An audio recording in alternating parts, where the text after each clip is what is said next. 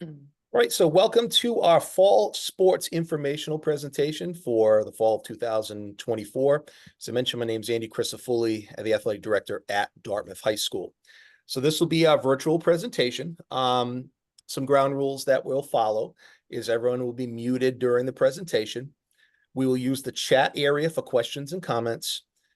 Athletic department specific questions will be addressed at the end of this presentation. And as I mentioned, sports specific questions will be handled by our head coach. So our goals of this presentation is to provide an overview of the Dartmouth High School athletic program for our fall student athletes.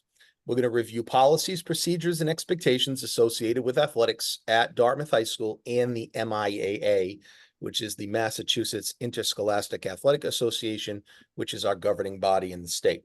And then we'll provide information in an effort to avoid conflicts, problems, and answer questions concerning our athletic season. So those are our three goals.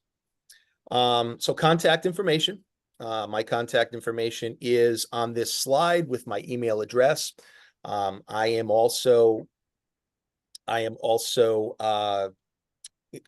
information is on our website, along with Athletic Secretary Dolores Constelletti and our athletic trainer, Kathleen Thornton. Our phone number, fax, website, and Twitter handle are all on this screen also. And again, this information can also be found on our athletic website. So our philosophy, overview, and goal for our athletic program is our academics is our top priority. We develop values of patience, courage, integrity, and inner strength.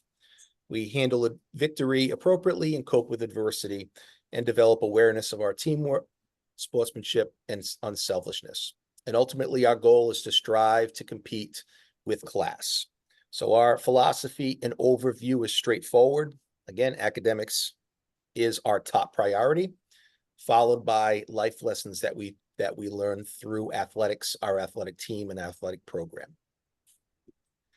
Our standard. So our student athletes, we hold them to a high standard. We expect them to be role models. We expect them to be great ambassadors and representatives of our school and our town. As you know, in athletics, not only are you traveling representing our school to our home games, but you're going on the road.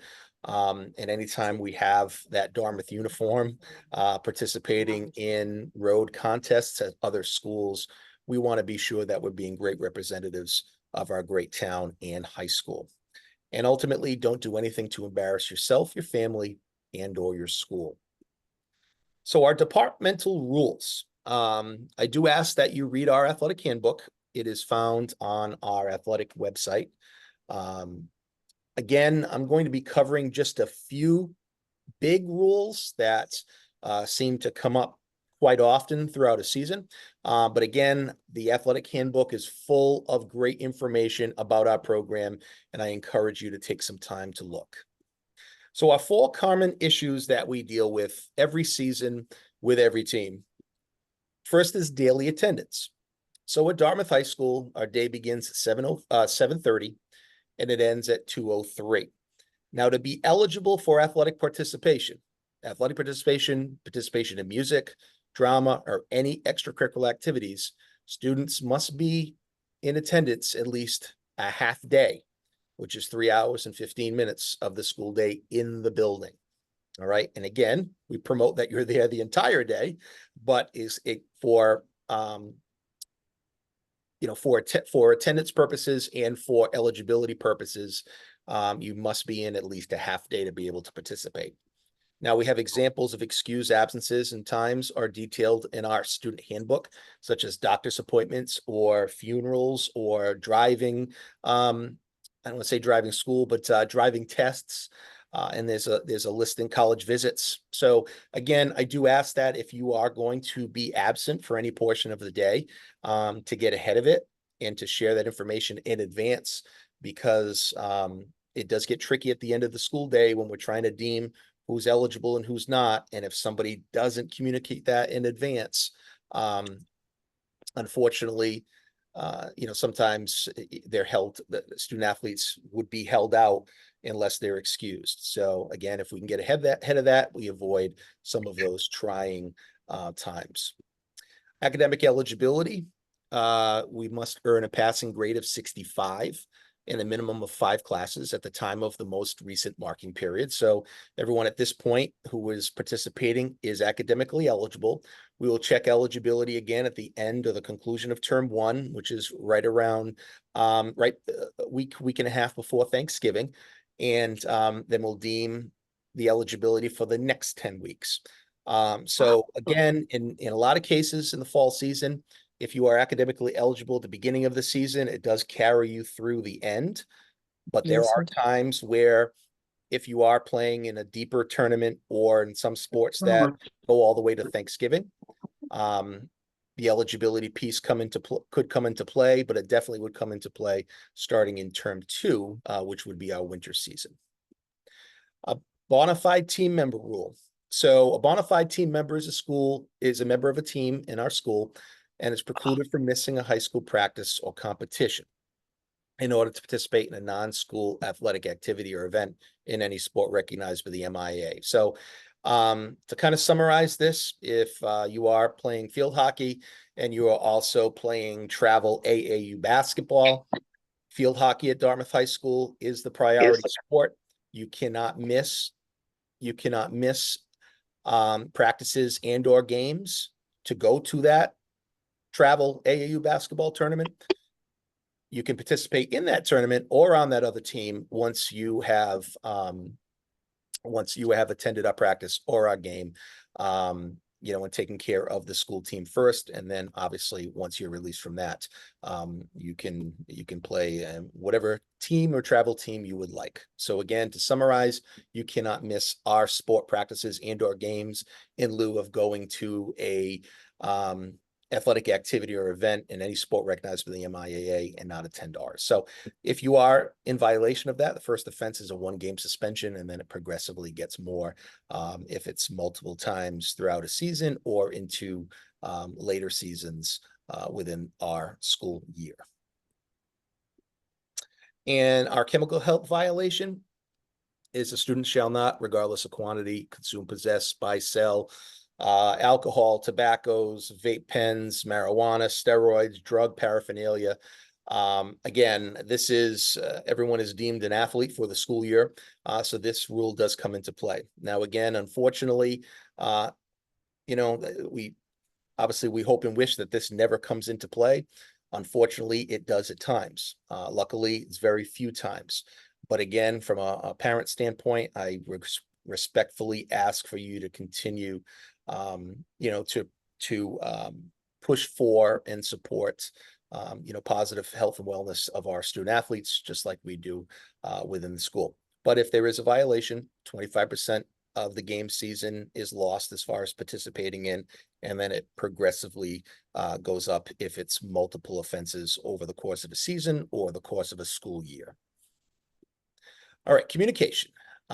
We have our practice schedule. So this was developed about 3 years ago.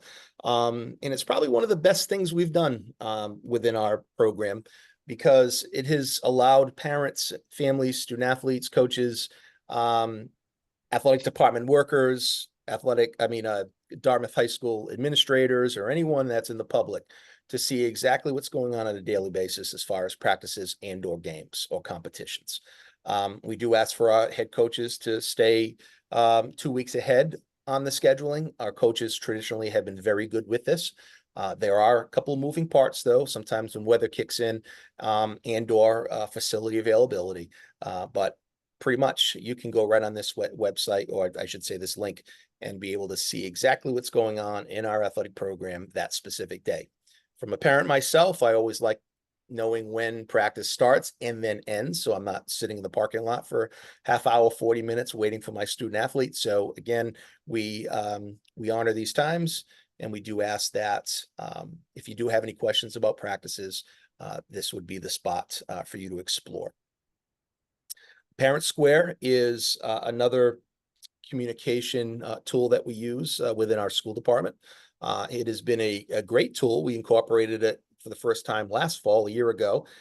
There were a few growing pains with it, but we feel as though we have a really good, we're in a really good place with it. So the communications that I've sent out to parents, give you an example, I sent out our newsletter about an hour and a half ago to families, and I send it through Parent Square. So it's great for the school department because Parent Square is married to Aspen in the way that when we email, it draws contact information from Aspen, which is the most current and accurate information that the school department has on your family and your student athletes. So again, that is a great method of communication that we use.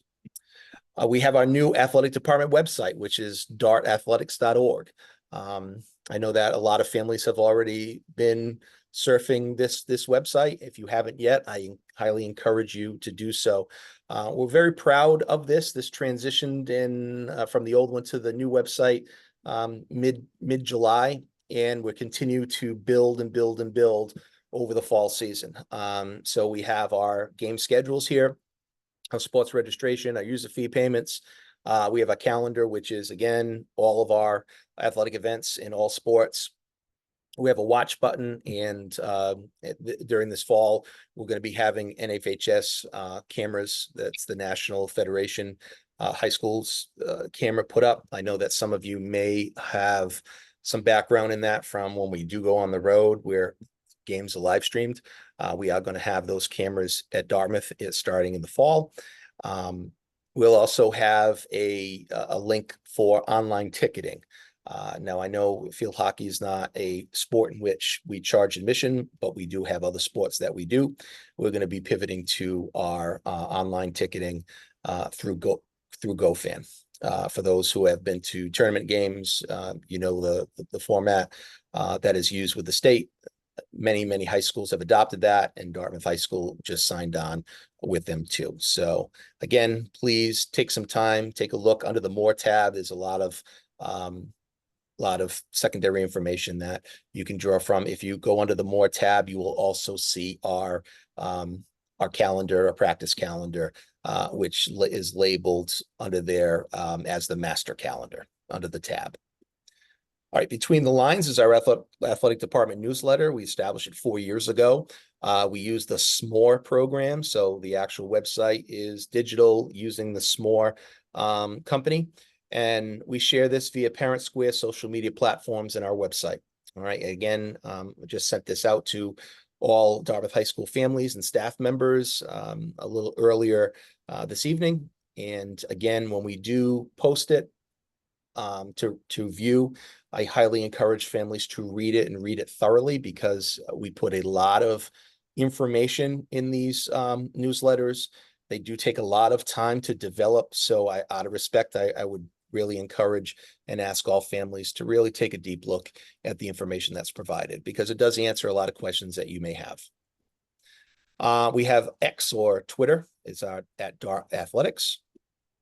And our direct communication with student athletes per the district, we have 3 avenues: school email, Google Classroom, and Parent Square. So those are the only 3 ways that our staff will be communicating with your students. There'll be no text messaging through personal cell phones, no direct communication with student athletes or students through social media outlets such as Twitter, Facebook, Instagram, etc. And again, this is protection of the student athlete. It's also protection of the school and the staff. Okay, medical. Fortunately, we are very fortunate to have Kathy Thornton, who's our athletic trainer. She's contracted through South Coast Hospitals. This is her third year here, second year consecutively, but she filled in for a year in the 2014-15 school year here at Dartmouth. And again, she is the head athletic trainer in South Coast Hospitals. She is a wonderful human being. She is tremendous at what she does. And again, very fortunate to have someone like Kathy with us taking care of our student athletes. She handles sicknesses, injuries, treatment, and clearances. As far as physicals go, please know that physicals are good for 13 months. Once the anniversary date hits, then the student athlete will be ineligible to participate until there's a new document, updated physical, that's sent to the athletic department. Dolores Consoletti, who is our athletic department secretary, does a great job of combing through physicals and reaching out to families in advance to let them know that the anniversary date of the expiration is coming up. So again, please get ahead of that, because the last thing we want to do is pull an student athlete off the field because they have an expired physical when they already may have a documented one, but we don't have that paperwork yet. Head injury protocol. Again, we follow the state injury protocol where if there's a diagnosed concussion, there's a step-by-step process in which student athletes can get cleared for a return to play protocol, and then the return to play protocol, we move forward with that. Once the return to play has concluded, then we can move towards the clearance. All right. We have sway testing, which a lot of student athletes have done over the last month. So basically what sway testing is, it is a test in which kids take on their cell phone that basically measures the reaction time, memory, balance of a student athlete when they're at normal state. So that if there is a prospective head injury and or a diagnosed concussion, we can see where that student athlete is with their recovery, see where they're at in comparison to what they would be at normal state. It's a tool that we use. It's not the end all be all. But again, that's something that Kathy handles. And then the MI heat policy, which is a pretty big topic over the last week or so. We have a policy that we must follow through the state of Massachusetts that is called the wet bulb global temperature. All right. So what that is the WBGT. This is the device that we take the measurement, and what it is, it's a measurement of the heat stress in direct sunlight, which takes into account temperature, humidity, wind speed, sun angle, and cloud cover. So solar radiation. Again, I guess I don't think I'm smart enough to really explain it any more in depth than that. But they do take a combined reading, and that specific instrument gives us a number. Now, depending on what that number is whether we can participate, whether we can participate with restriction, whether we have to put more water breaks in, whether we have to limit the amount of time practice kids are allowed to practice, or ultimately it could be no practice. So again, there's a range. We do have that range listed on our athletic department website under more, and it shows you what that range is from 79 to 81, 81 to 84, 84 to 86, and so on and so forth. So again, please know that this is not the number that spits out is not the temperature. It's not the heat index. It's a combination of a lot of different things.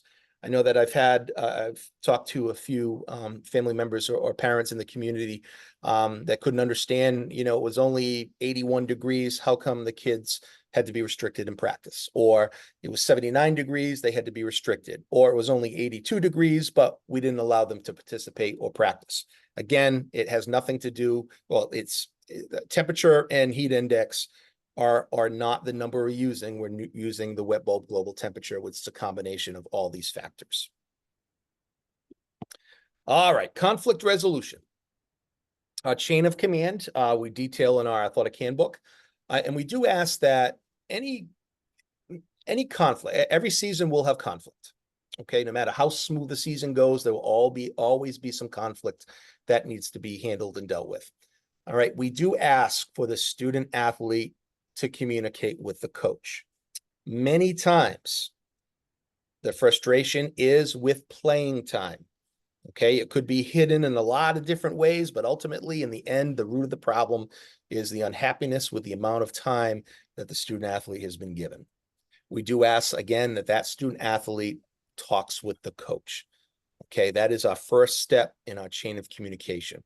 It's very important that our student athletes learn how to respectfully approach a coach or a person in authority, learn and know how to speak in a very respectful manner, be able to express their feelings and their opinions in a respectful manner, and be able to have that two-way conversation. All right. And again, not only enables those skills to be built for high school in handling situations within sports, But when our student athletes graduate from Dartmouth High School, they're able to learn how to approach authoritative figures, whether they be in college with professors, whether it be in the working world with bosses, okay, or different higher ups in different businesses that they might be working in. It's a very important skill that we're trying to teach. So please, from a parent standpoint, please do not allow that first step. Please encourage it. Playing time, indoor status in the program. So as the athletic director, I do not assign playing time, and I do not determine the status in a program, what positions people play, how much or how little they play, what the offensive or defensive strategy is. We hire coaches to make those decisions, and our coaches are very, very qualified and very good. Okay, so as far as playing time goes, I do not get involved with playing time or status in a program. Again, decisions are made at the coaching level amongst all of the coaches in that coaching staff. Most, if not all the time with playing time or status in the program, there's a lot of different factors that come into play with those decisions. They don't necessarily are 100% athletic or talent. There are other factors that go into play. So again, it is not something that I deal with and not something that I handle. If I wanted to handle, I would hire myself to coach the teams and make those decisions. So, and I certainly don't want to do that. So please, again, allow your student athletes to have those conversations. All right, fan and spectator expectations. All right, so thing that we always have to remember, all right, and athletics can be very emotional at times, but we are at school-sponsored events. All right, it's not AAU, it's not travel, it's not recreation, not anything else. It's educational athletics and there's school-sponsored events. So please keep that in the forefront of your mind. We ask that you cheer for Dartmouth and our student athletes and not belittle opposing teams, coaches, or officials. We ask that you refrain from coaching from the stands. Okay, again, coaches are at practice with our student athletes each day. They work on certain things. Our coaches are coaching during the game. It's very counterproductive for someone in the stands to be instructing and coaching as the game is going on. So we ask that you refrain from that. And then ultimately, I put game removal here. That is the very, very, very last resort. Again, as a parent myself, I would never want to take the opportunity away from a parent watching their son or daughter participate in sports.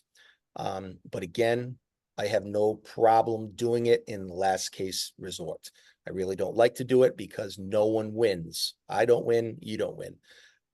So we do ask to refrain from those behaviors that could put you in that situation. Again, very few times does this ever come into play, but we respectfully ask to respect the school-sponsored event. Okay, social media. Social media is a great thing and a bad thing all at the same time. We promote our student athletes to be respectful on social media and to post positive things. We're not looking to, degrade anyone, talk trash with anyone,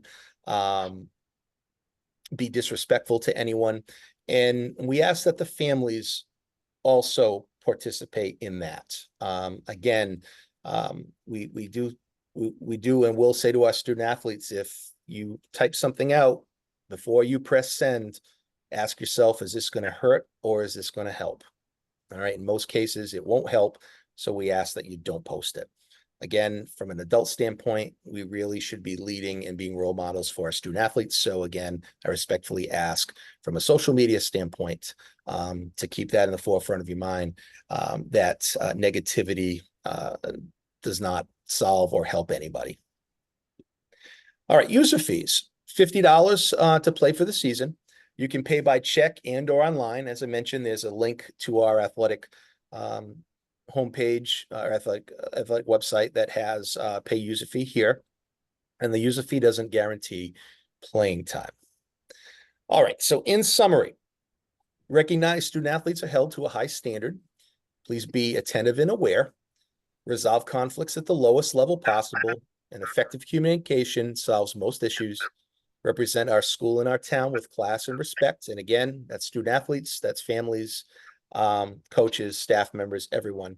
and then pay the user fee and enjoy high school athletics. It will fly by. All right. Let me stop this recording.